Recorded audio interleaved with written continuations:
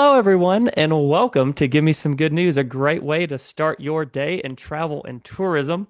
I am joined here today with a couple of guests, but before we kick things off, I kind of want to set the stage for our listeners. So, we are actually trying something new, and you guys listening to this podcast get to let me know what you like about it, and kind of how it can provide some value. But we are actually going to be on site at the TTRA, the Travel and Tourism Research Association annual conference in Greenville, South Carolina, one of my favorite cities right down the road from me here in North Carolina.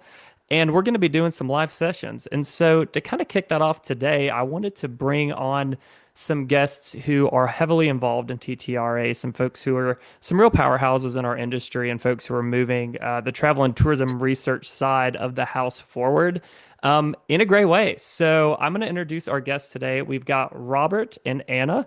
And Robert, I'm going to start with you. Can you let our audience know who you are and what you do? Hi, this is Robert Li. I'm a professor and director of the School of Hotel and Tourism Management at the Chinese University of Hong Kong. I'm also the first vice president of TTRA. So I'm chairing this year's conference. Anna, can you introduce yourself and let our audience know who you are and what you do? Yes, hi, I'm Anna Blount. I'm the Vice President of Marketing and Research at Datafy. And again, as Robert alluded to, I'm also in leadership of TTRA. I am the second Vice President, and I'm very privileged that Robert chose me as the practitioner chair for this year's annual conference in beautiful Greenville, South Carolina. I love that. And a fun fact here about Robert, he's actually our first international guest that we've had on this podcast. So, He's the Awesome. best one to have. He's the best and one. honestly, I couldn't be more excited about that. So, yeah, thank you for kicking things off with us here. And as we kind of look at TTRA, it's been an amazing organization from what I understand. It's been kind of a powerhouse in empowering destination marketers with better research, better insights, and better understandings to promote their destinations. On the academic side, it's really kind of unpacking the future of travel and tourism research with the academic side as well, which is kind of where you hail from. But for listeners who might not be familiar with TTRA, how would you describe the organization and why it matters to the future of tourism here? Well, for me,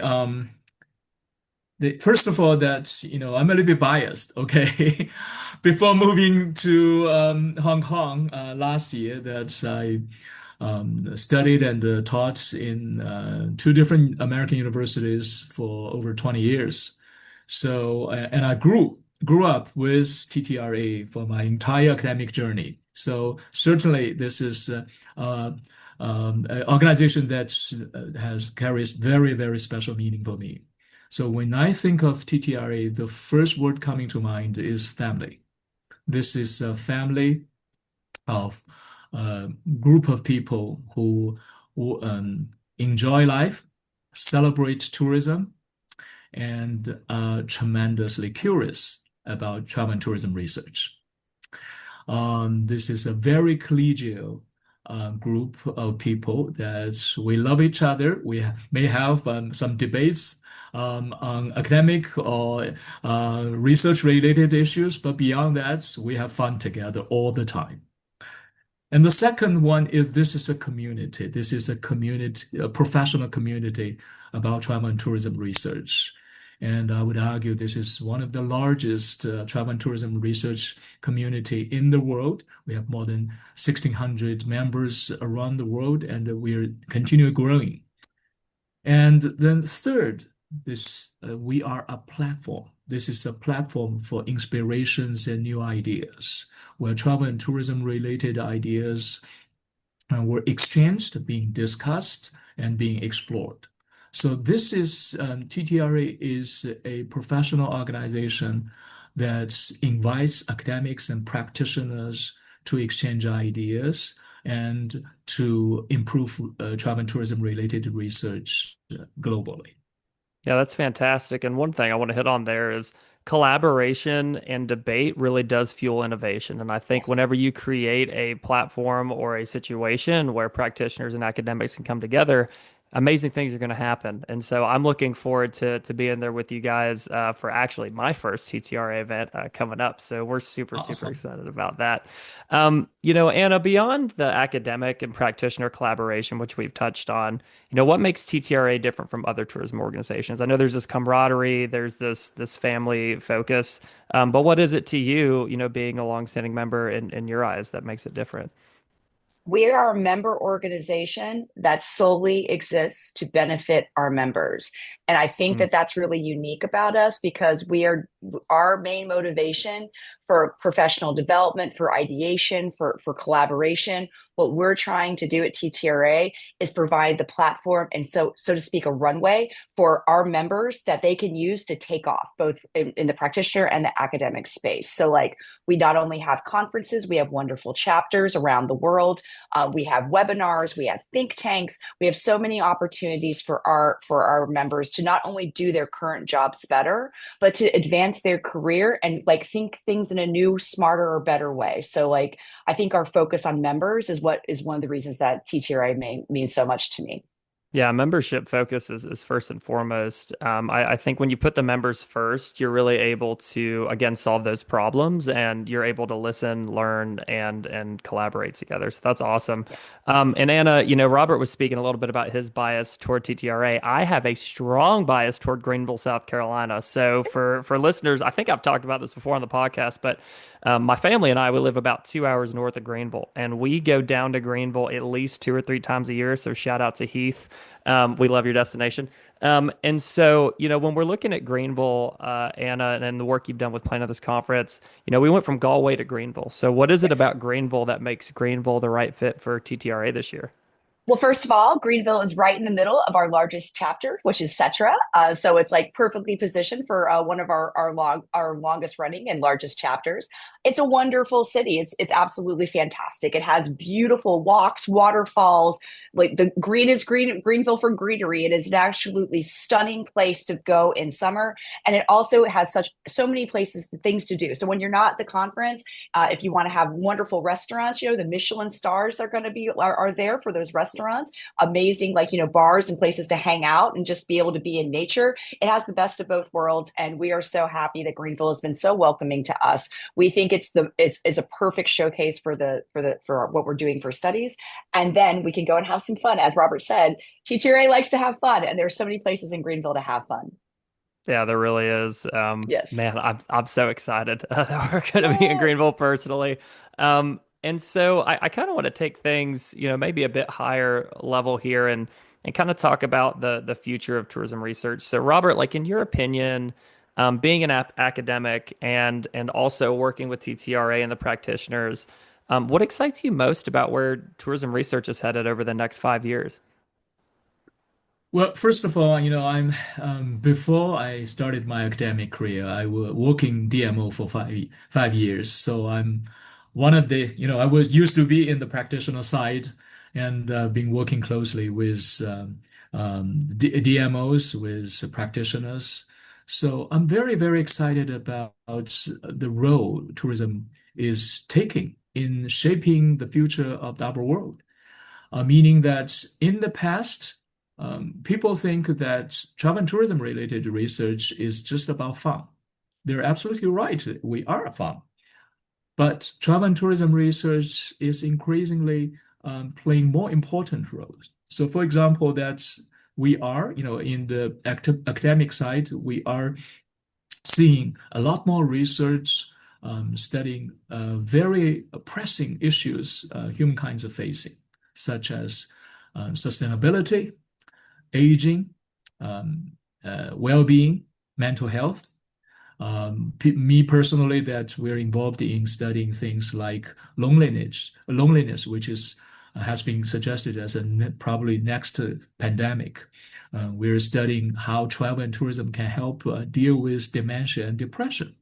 So these are the things, and in the age of AI, that when people are arguing that a lot of tasks that used to be performed by human beings and now can be potentially being conducted by AI, then it will free up a lot of time, human beings, and then we will get a chance to enjoy more leisure time then that begs the next question. What is the meaning of life when we have so much leisure time in our hands? And then I suspect that travel and tourism will become even more important in providing meaning to life in the future. So because of that, I'm very excited about the travel and tourism research in the next 5 years and beyond.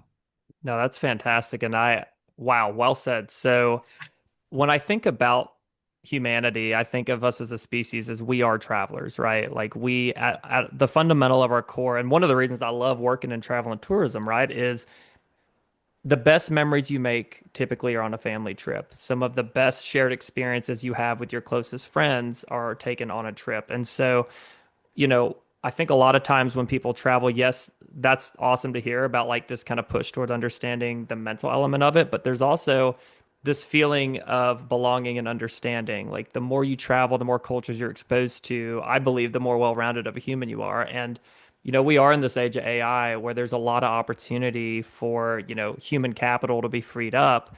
And I truly believe travel and tourism will continue to evolve. And I love hearing that from you. I think the future's bright in travel and tourism, and I think we have our best days ahead of us. So that's really exciting, Robert. Um, Whenever we kind of think about the evolution of research and destination marketing, Anna, in your mind, what are some of the biggest conversations that you expect to have with attendees and attendees to be having with each other in the next few weeks in Greenville? I think the two biggest topics that we're going to be talking about in Greenville on both the academic and practitioner side are going to be AI and the economy. So I think that those are two really powerful areas, and we have main stage content as well as breakout session on that. So when we're talking about AI, Robert and team, we worked really hard to move past like kind of typical tourism AI presentations. So we are so excited. Our Friday keynote is Roger Dow talking about AI and workforce and the impact on the tourism overall workforce with AI. We also have some really great breakout sessions. We have SAS making their TTRA Annual Conference debut, talking about AI agents and how to have hybrid approaches to be able to processing a whole bunch of unstructured data. And that's something every researcher in attendance can really be able to grab hold of. Travel Portland has done different kinds of survey research using AI voice interviews with AI analyzing like not only what's being said, but how it's being said and how to do that ethically. So we have a great session on that. And so we also have session two on like, AI and websites. Like how do you need to have a website now for a destination where AI can actually grab it and it can come into the AI results as well? Like how do you get your destination found in today's day and age? And how can you help your destination do that better? So the AI stuff is going to be amazing. I think there's going to be so many conversations about that. And the second one, again, it's going to be the economy. Like everyone is worried about the economy. Like no matter if you're the United States in the world, like, like the increase in like flight costs because of fuel, like it's impacting everybody and it's impacting where people can and can't visit. And that might unfortunately continue for a bit. So we actually have a great panel coming up.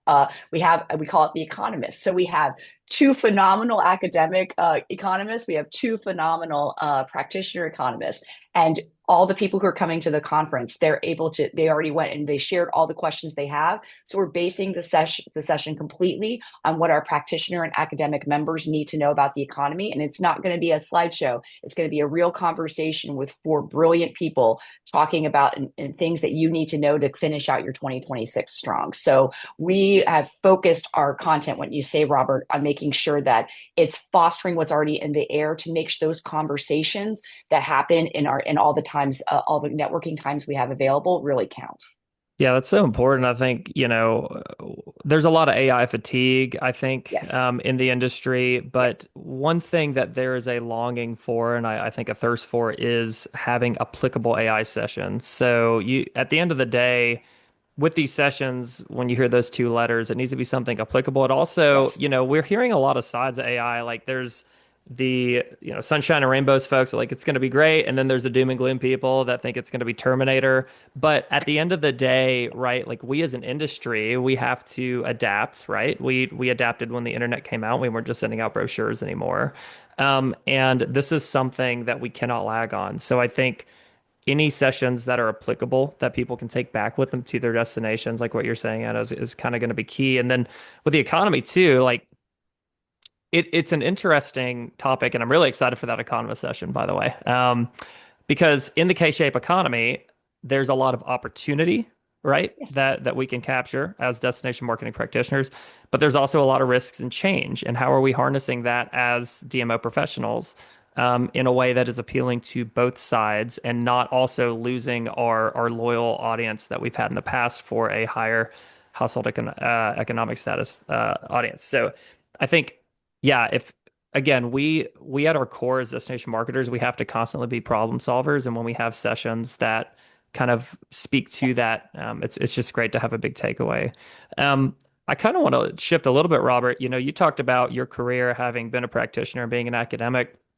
Um, what advice would you give young professionals attending this conference for the first time? Like, what is a takeaway? What is something that you wish you would have known back in the day? Well, I think there are lots of things that they can learn and benefit from joining this family and community. I think the first thing is to be open-minded. We are a very unique organization that combines three groups of people, the DMO researchers, the data vendors, and the academics and students. So for young academics, for the young attendees coming to this conference, they will be fascinated by the exchange of the ideas between these three groups. And so if you stay open-minded, you will find very different perspectives on the same subject. I think this is actually very healthy. And this is one thing unique about TTRA. The second thing is, I think they need to be a little bit more, don't be shy, Yeah. be visible, be courageous, try to get engaged. Because some of the most interesting and inspiring conversations not only happen in the sessions, but also happen in the hallways over the coffee breaks and in some, of the our networking dinners. So it's try to take advantage of these opportunities. Promote yourself. Identify who you are, what yourself and your affiliation, but also tell others what you are studying and what kind of travel and tourism related topics you are interested in. And I guarantee you, you will find some like-minded people. Yeah, And number that is so three is, important. yeah, absolutely, absolutely. And number three is that we are a volunteer organization. All of us taking the so-called leadership, we're just volunteers. We have a little bit fancier titles, but many years ago when we started in this organization, we also started by just enjoying and learning from all the others. And the TTRE members are incredibly generous in sharing their ideas. So by engaging in different kind of conversations, try to think about, whether there's something that you want to participate. You can start small, but later on, who knows that you may be increasingly interested in different kind of task force, different kind of initiatives, or leadership opportunities at the regional and international level eventually. So you can be not only just be a part of the members of this this community and try to take bring your great ideas and don't be shy and let us know some of the initiatives that you want us to promote, to act on, and be part of the promoters and be part of the practitioners of these champions of these initiatives. Yeah. Yeah, and if you're feeling shy, come up and talk to me. So first of all, shameless plug here. This is my first TTRA, but I love talking to people. So like, just come up and say hi. Tell me what you're working on. I'll probably be like laughing with a group of folks, and I'm tall and dorky. I'm pretty easy to spot while I'm at the conference. So yeah, and I get it. When you're at your first conference, I mean, even like I said, for me, this is my first TTRA conference. I've been to Cetra, I've been to the Greater Mountain West sessions, but I've never been to TTRA. So it can seem overwhelming, but just know like everyone's here to get to know you. We're all taking time away from our work and our families to learn together, to break bread and to create shared memories. So, yeah, don't be shy. Like, come on up, say hi, let us know what you're working on. And you brought up a good point that I kind of wanted to hit on a little bit too. which are these hallway conversations. And Anna, I was going to ask you because you and I have been on the conference circuit for years now. Yes. And you and I have had these and engaged in these Yes. conversations, and we've engaged with others in these conversations. So, the hallway conversations, like what is it about those, and what do those kind of look like for first time attendees? First of all, I want to emphasize that we put those moments into the conference schedule to make sure that those actually exist. We have very generous breaks between sessions. We have ones that are just 15-minute breaks just to get from one session to another. We have 25 to 30-minute breaks with like the vendors where there's like coffee and all those other kind of things. We have lots of like, we have opening receptions. We have the wonderful ideas fair where we put a bar in the middle of these students having these amazing projects that you can go and talk to them about. So like we know that it's not just what's on stage that gets people like most excited and what they can take away from most from the conference. It's the ability to connect with people they normally would not be able to connect with. And we absolutely facilitate that. And so I will say that, you know what I mean? Like it's the hallway conversations that got me more involved with TTRA. And I'm going to tell Robert True, we are a volunteer organization. And again, like when you go into leadership is not benefiting you for the amount of time that me and Robert and Lynn and Sean, currently the exec board of the elected ones there, that we're not getting back what we're giving out, right? Like we were the beneficiaries of other people being generous with their time before, and now we're doing the same thing there. It's our job to platform other people, especially those who are younger in their career, because we want to make a difference for them, like someone made a difference for us. And it's the friendships you make in those hallway conversations. So not only are you talking about things that are so important for what you're doing for a living right now and for the future of our industry, but you're making connections with people who really understand you on both a professional and a personal way. You know what I mean? And those are friendships that last a whole lifetime, and beyond life. Like Bob Frohoff for me, he was my gateway drug, haha, into TTRA. He's the one who nominated me for board. And he's no longer with us, but like he'll always be in my heart. He'll always mean a lot to me. So like these are friendships that really define you as a person because they're where you are and you see yourself in each other. And so like take advantage of those. They're just as important, if not more important than all the stuff that's being put on stage. Yeah, absolutely. And especially for young people coming up in the industry, Yeah. like don't be scared to go up to somebody Yeah. who's older or to a group of people and just come and say hi. Like that's the most important thing you can do because you're there to make connections. And yeah, I mean those Anna, you're a great example of that. You and I have become Yeah. friends from just random conversations and now we work Yes. together. We are not cliquey at all. Like we want to meet new people. We make sure like 30% of our speakers are first time speakers at a TTRA international level conference. We welcome new blood, new thoughts, new ideas. And so you're not going to have that experience at TTRA as a first timer. Everyone is welcoming and they want you there. I love that. That is so important. And Yeah. as we kind of land the plane here, if you will, Robert, if I'm not mistaken, you're stepping in as the TTRA president soon. Is that correct? You're starting from July 1st. Yep. First of all, big congratulations. It's Thank you. super Thank you. exciting. And I know, again, going, and we've talked about this, but the volunteer work and the hours it takes, that's not an easy feat. And that's something that you should be very proud of. And Thank you. as we're kind of stepping into this, what are some areas you hope to continue to push forward as an organization with TTRA? Well, first of all, it's going to be a team effort. But I'm very positive that our team we on the same page on this. The number one goal is always to bring members benefits and improve the benefits. In particular, we would like to continue pushing and improving the collaboration between academics and practitioners. This is a defining feature of this organization, and we would like to continue this. And I would also like to add that Anna is a huge champion in this area. Number two is hopefully that we will help our young professionals, including students, to reignite their interest and passion for travel and tourism. I think this is a very important area, and we do need to make sure our industry continue to be attractive to the young generation of travel and tourism researchers. We need to see more talents. And number three, I think we need to make TTRA even more global. And then TTRA has been very active in with our multiple regional chapters. We have been visible in different areas of the world. The next step is how to grow the members, how to be even more visible in some of these areas. Traditionally, that TTRA hasn't been particularly visible.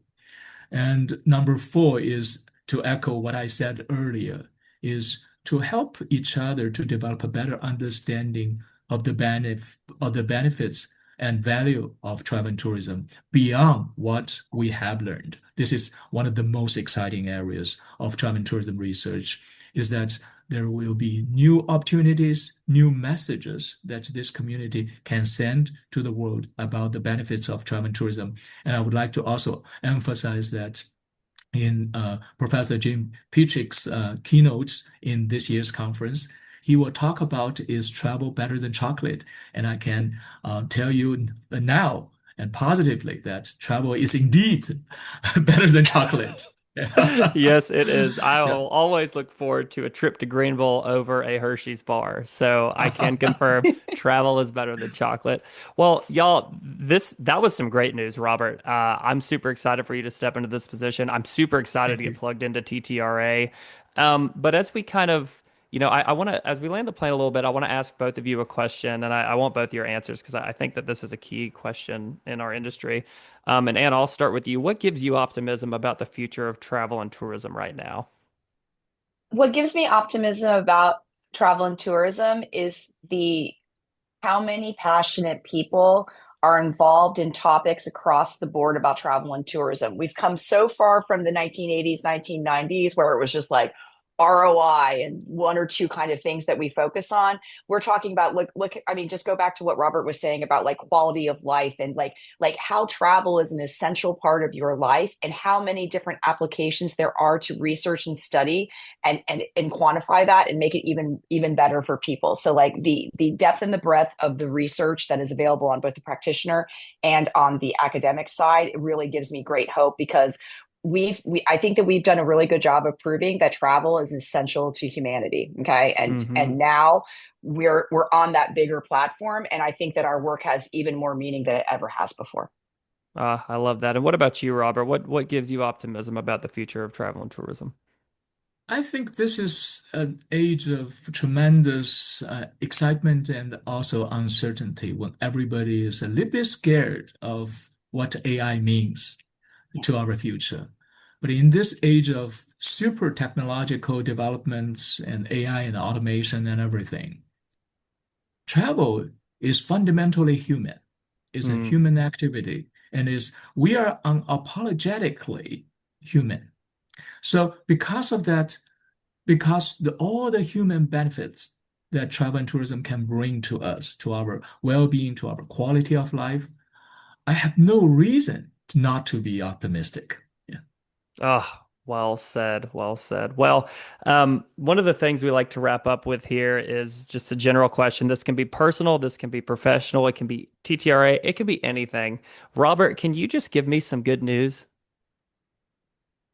The good news is from the professional perspective and as academic, I would say that we have a deeper understanding of travel and tourism, and we also have a more fundamental appreciation of what travel and tourism can do to us, you and I.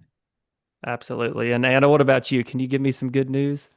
The good news is that we're finally getting to the point where we're incorporating enough with leadership that we're actually getting to being data-driven organizations, that we're really getting it to be detailed, nuanced, data-driven organizations that make our destinations better, not only for visitors, but for our residents. I think that we're entering that new age where the dream of that is finally here. It's going to be here. Data-driven organization is finally landing, so to speak. It is finally landing. And y'all, if people want to land somewhere in your DMs and your email to find you, Anna, where can people find you? Well, the best place they can find me is Greenville, South Carolina Greenville, next South month at the Carolina. TTRA Annual Boom. Conference. But y'all can find me on LinkedIn at AR Blunt, and you can also email me at Anna@datafy.com. And I always welcome it. And I'm so excited for everyone who could come to Greenville. Can't wait to see you. Please come by, say hi. I'm really looking forward to all the conversations. Love that. And Robert, where can people find you if they want to get to know you a little bit better? Well, first of all, is on the CUHK faculty webpage, and also the email Robert, ROBERTLI at chuhk.edu.hk. And beyond that, well, you may find me in some of the bars in Greenville. My man. Well, I am looking forward to it. And this has been a great episode. If people want to find me, you can find me at on LinkedIn, and you can also just email me and be on the show. That's literally what happened here. It's good news, the number 4 tourism at gmail.com. And this has been some good news.